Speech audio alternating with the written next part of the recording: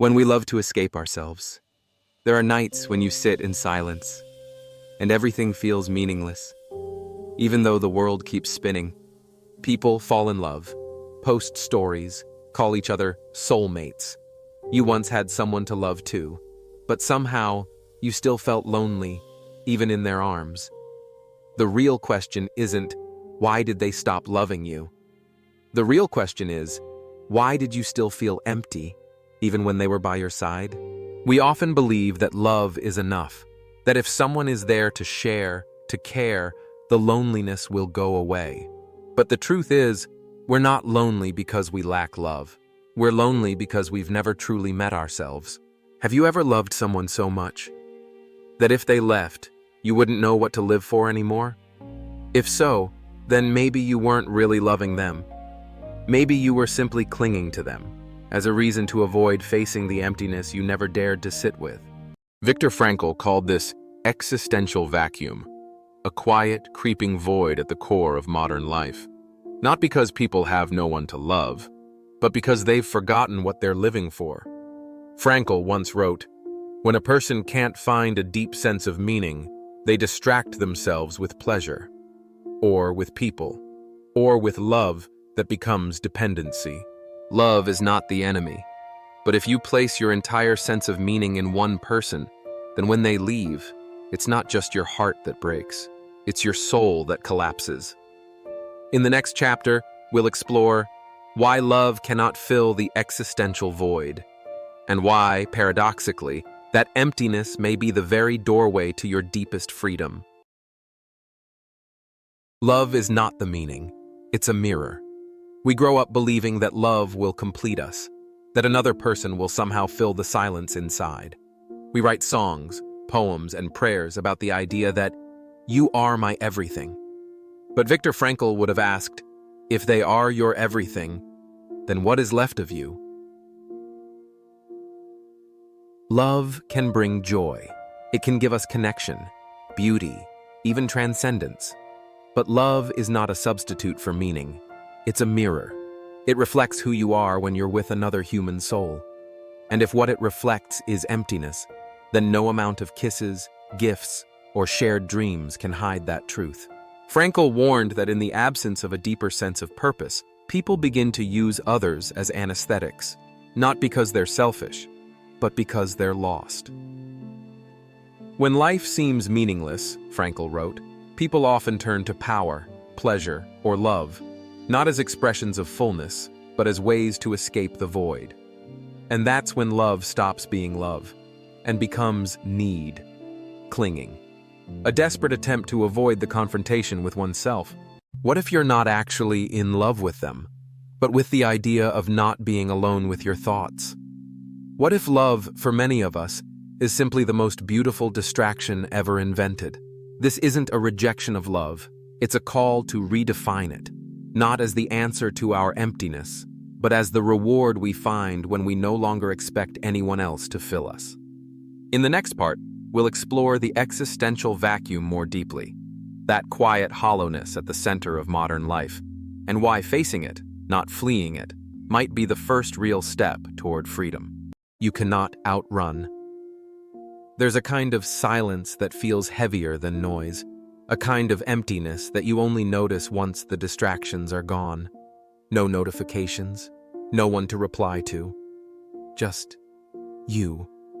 And the uncomfortable realization that you don't really know why you're here. Viktor Frankl called this the existential vacuum. It's not depression, it's not sadness, it's something more subtle, a quiet erosion of meaning, like a hole in the soul, not gaping, but always there. Today, more people suffer from the lack of meaning than from the presence of suffering, Frankl wrote. We're not dying of pain, we're starving for purpose. You feel it in long weekends that should feel free, but feel hollow. You feel it when you achieve what you thought you wanted, but it doesn't fulfill you. You feel it after the breakup, after the promotion, after the party. And when we don't know how to sit with that emptiness, we run into pleasure, into busyness, into people, into love. Not because those things are wrong, but because we've forgotten how to face ourselves without them. Here's the difficult truth. Nothing outside of you will ever fix what's broken inside you.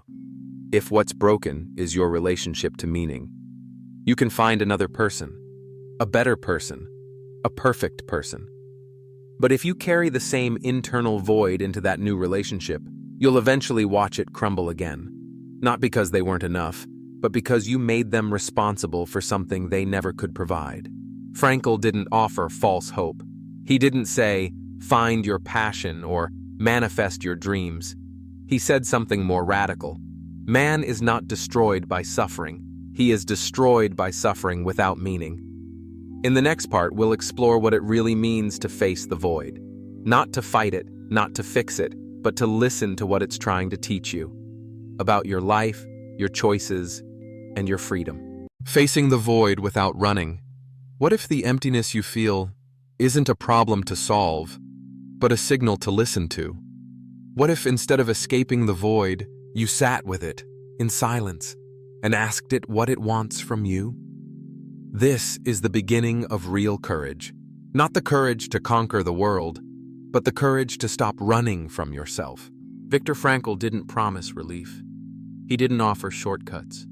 What he offered was a question, quiet, piercing, unavoidable. What is life asking of you in this very moment of pain? Not what do you want from life, but what does life want from you? This shift changes everything. Because when you stop demanding that life or love or another person make you whole, you begin to realize you were never empty. You were just disconnected from your responsibility to meaning. Frankl believed that freedom is not the absence of suffering. It's the ability to choose your response, even in suffering. Maybe your pain is heartbreak. Maybe it's loneliness or failure or the quiet ache of not knowing what you're here for. Whatever it is, Frankl would say, don't ask, how do I escape this? Ask, what meaning might this be pointing me toward? Not because suffering is noble, but because it's real. And what is real is worth listening to. We don't grow by avoiding pain. We grow by turning toward it and discovering within it the seed of responsibility, of choice, and of transformation. In the next part, we'll explore how meaning isn't something you find out there, but something you create. In how you choose to live, to love, and to respond when life asks you, who are you? When nothing is certain. Meaning is not found, it's forged. We often speak of finding meaning as if it's buried somewhere, waiting to be discovered, as if one day we'll stumble upon it. In a relationship, a career, a passion, and everything will finally make sense. But Viktor Frankl said something different, something harder, something truer. Meaning is not something to be discovered, it is something to be created. This changes the question entirely, because it means there is no perfect person out there who will hand your life a purpose. There is no meant to be that will magically erase your confusion. Instead, you are asked by life itself to forge meaning through your actions, your choices, and how you carry your suffering. You lose someone you love. The pain feels unbearable. You have two choices: collapse into the void, or ask yourself, how can I turn this pain into something that honors the love we had? That's meaning, not the absence of grief, but the transformation of grief into purpose. Even in the darkest places, Frankl said, you still possess the final human freedom to choose one's attitude in any given set of circumstances. You don't choose the heartbreak. You don't choose the betrayal, the illness, the loss. But you do choose what these experiences will mean to you. And in that choice, you reclaim your soul. This is why love alone can't save you, because no one else can do this work for you.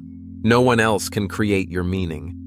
But once you begin, once you accept the responsibility of becoming a meaning maker, every moment, even the painful ones, becomes a part of something sacred.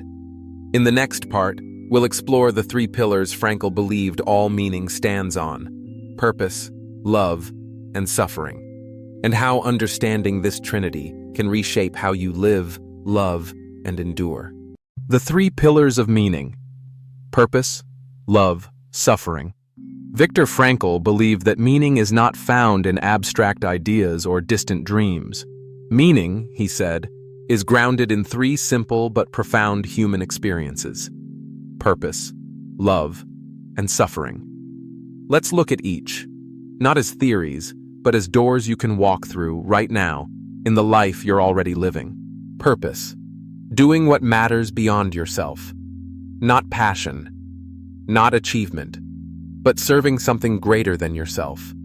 Whether it's your work, your art, your children, your community, Frankl believed that when your life serves a why, you can endure almost any how.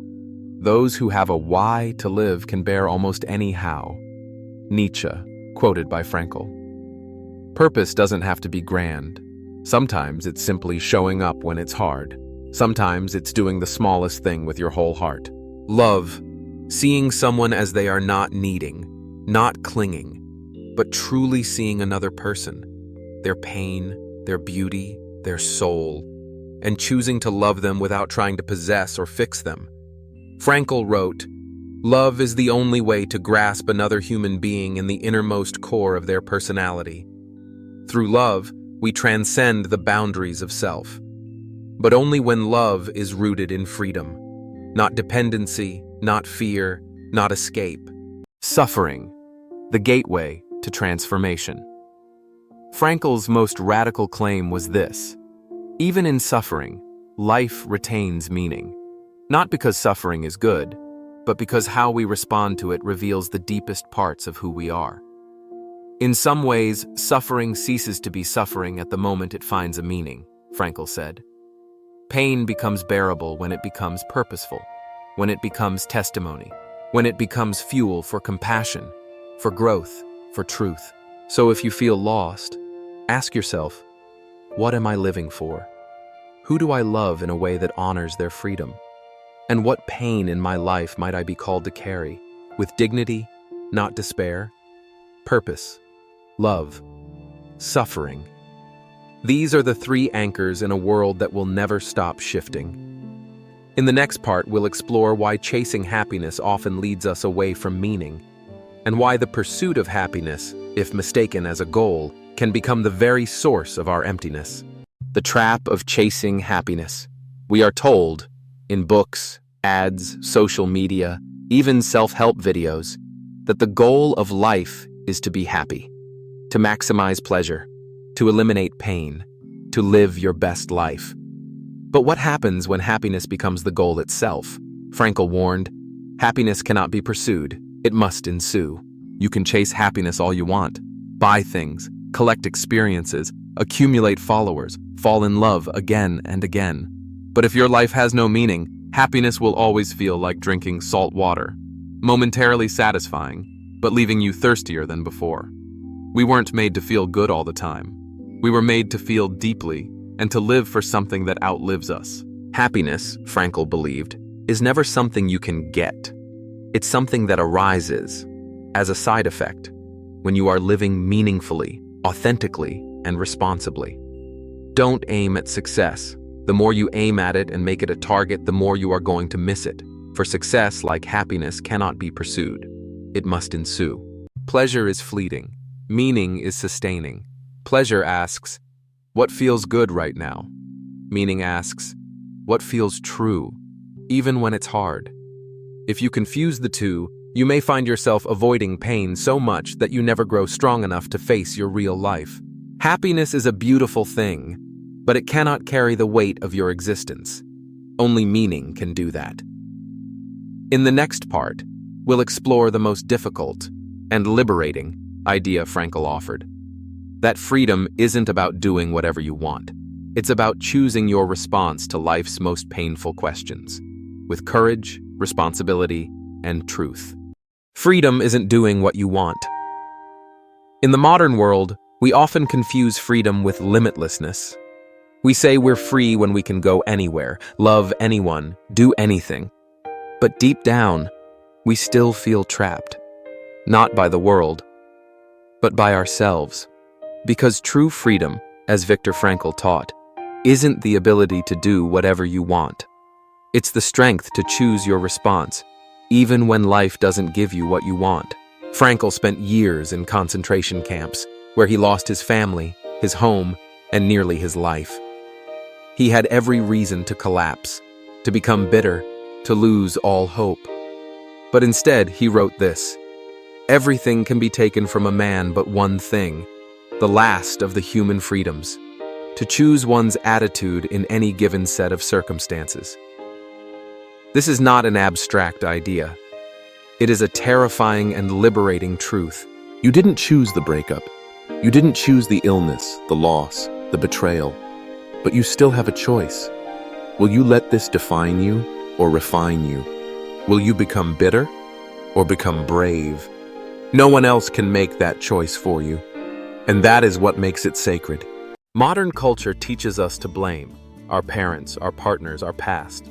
But Frankl offers something more powerful than blame: responsibility. Between stimulus and response, there is a space. In that space is our power to choose our response. In our response lies our growth and our freedom. That space is where your soul is waiting.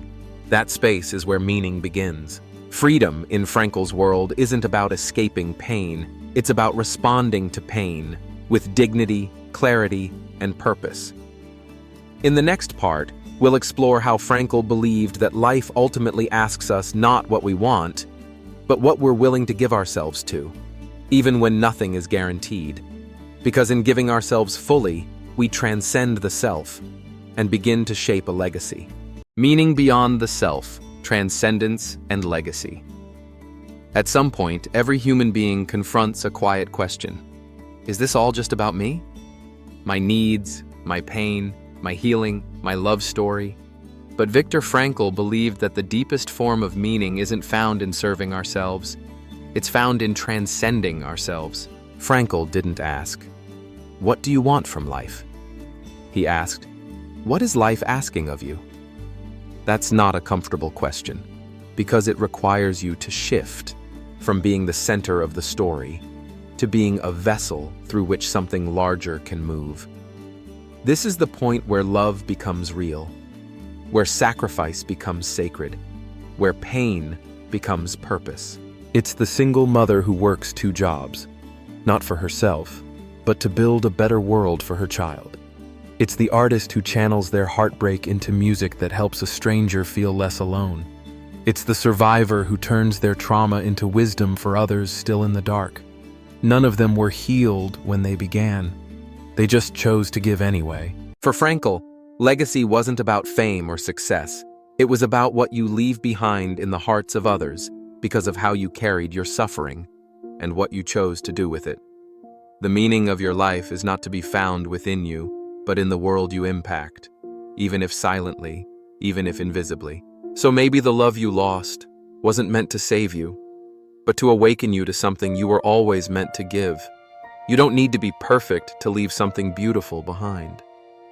You just need to say, even though I'm still healing, I will live as if my life matters, not just for me, but for something beyond me.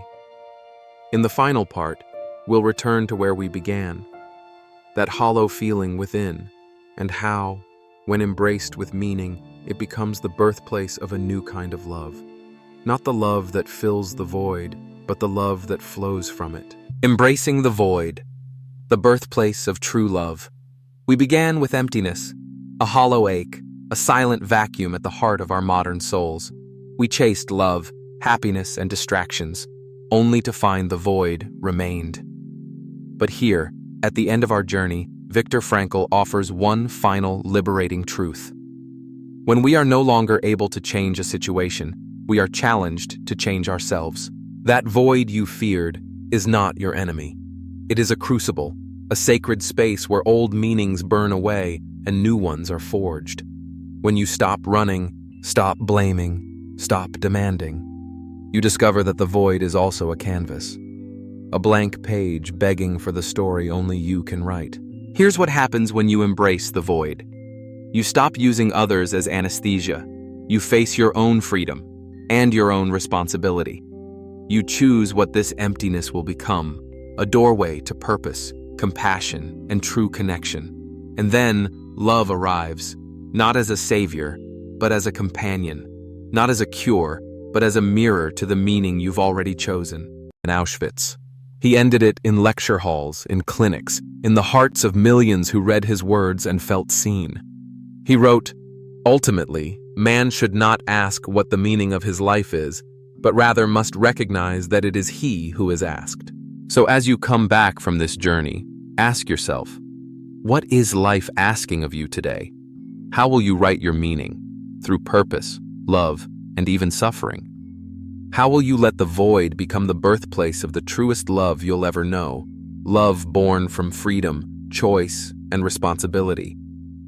This is your invitation. To live not as someone looking for meaning, but as someone who creates it, moment by moment, breath by breath. Thank you for walking this path with Viktor Frankl, and with yourself. May your emptiness become your canvas, and may the love you find there be the love you carry into the world.